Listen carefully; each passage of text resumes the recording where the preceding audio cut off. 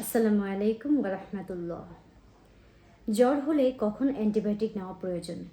আসলে জ্বর বিষয়টাই আমাদের শরীরের জন্য নির্দেশ করছে যে যে কোনো রোগের উপসর্গ হিসেবে, অর্থাৎ যে কোনো হায়ার বা লোয়ার যে কোনো ধরনের ডিজিজ আইডেন্টিফিকেশন হিসেবে জ্বর আমাদের দেহে উপসর্গের আকারে দেখা দেয়।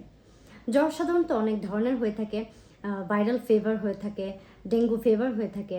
এছাড়াও আমাদের শরীরে জ্বর ম্যালেরিয়াজনিত কারণে, টাইফয়েডজনিত কারণে অথবা নিউমোনিয়া থেকেও হয়ে থাকে। তো বিশেষ করে বাচ্চাদের ক্ষেত্রে নিউমোনিয়াজনিত জ্বরগুলো যখন দেখা দেয়, সেটা অবশ্যই দীর্ঘদিনের ঠান্ডা, কাশি, সর্দি ইত্যাদি উপসর্গ থেকেই জ্বরটা মূলত দেখা দেয়। বাচ্চাদের ক্ষেত্রে নিউমোনিয়া এমনিতেই খুব ভয়ঙ্কর ব্যাপার। এছাড়া বড়দের ক্ষেত্রেও নিউমোনিয়া, টাইফয়েড, ম্যালেরিয়া অথবা ভাইরাল ফিভার অথবা dengue fever the most one of the risk factor.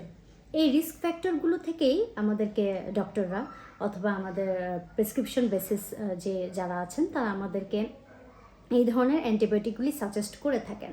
তো অ্যান্টিবায়োটিক আমাদেরকে তখনই সাজেস্ট করা হয় যখন দেখা হয় দীর্ঘদিনে, বিশেষ করে নিউমোনিয়ার ক্ষেত্রে, যে দীর্ঘদিনের ঠান্ডা, কাশি, সর্দি লেগে আছে, সেক্ষেত্রে আমাদেরকে অ্যান্টিবায়োটিক সাজেস্ট করা হয়। তবে প্রথমে আসলে দেখতে হবে যে কেন আমাদের জ্বরটা হচ্ছে। এক্ষেত্রে আমাদের প্যাথোলজিক্যাল টেস্ট খুবই গুরুত্বপূর্ণ।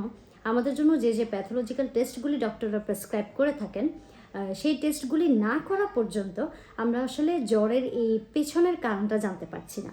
সুতরাং জ্বর আমাদের জন্য আসলে এতটাই কখনো ভয়াবহ হয়ে দাঁড়ায় যে আমরা যদি পেছনের কারণ না জেনে নিজ চিকিৎসা মতে অথবা এই সেক্টরের কেউ না হয়ে নিজ চিকিৎসা মতে আমরা যদি ওষুধ, বিশেষ করে অ্যান্টিবায়োটিক সেবন করা স্টার্ট করে দেই, এটা আমাদের জন্য আরও বেশি রিস্কফুল হয়ে দাঁড়ায়। তাই বলা হয় টাইফয়েড ফিভার হোক, ভাইরাল ফিভার হোক অথবা ভাইরাসজনিত কারণে যেটাই হোক, সেটা আমাদের জন্য ক্ষতিকর। তাই আমাদেরকে অবশ্যই জেনে বুঝে এবং জ্ঞান অর্জন করে তারপর অ্যান্টিবায়োটিক স্টার্ট করা উচিত।